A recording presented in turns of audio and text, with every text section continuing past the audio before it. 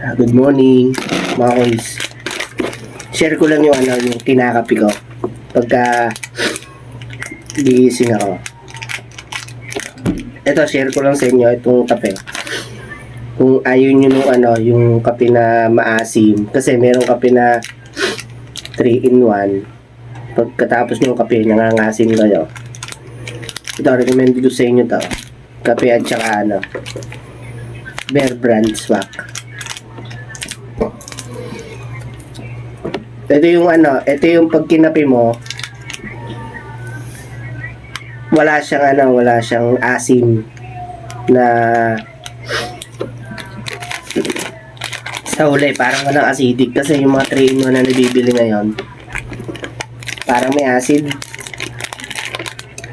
Pagkatapos natin kapihin, maasim agad yung bento natin.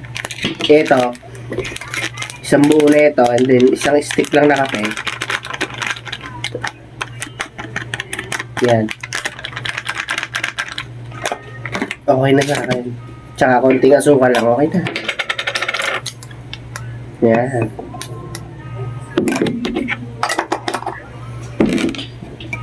Bear Brand Swak tsaka isang stick na kape, okay na yan. Sa mga magkakape dyan na gusto may gatas, Bear Brand tsaka ito, Nescafe.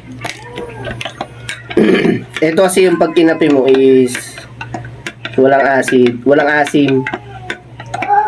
Yung kasi yung 3-in-1 ngayon may asim. Yung mga nabibili kasi ngayon sa tindahan, maasim yung yung 3-in-1, parang may acid, gano'n. Pagka iniinom ko yon, pagkatapos yung inumin, ramdam ko na asim na yung ganito, itong lalamunan. Kaya sabi ko, ano yung magandang kape? Tinry ko to. Ito, tsaka itong Bear Brand Swak, tsaka isang stick na kape. Yes, tinry ko siya. Yung creamy pero wala siyang acid. Di tulad ng 3-in-1, maasid. Nakakasama sa lusugan.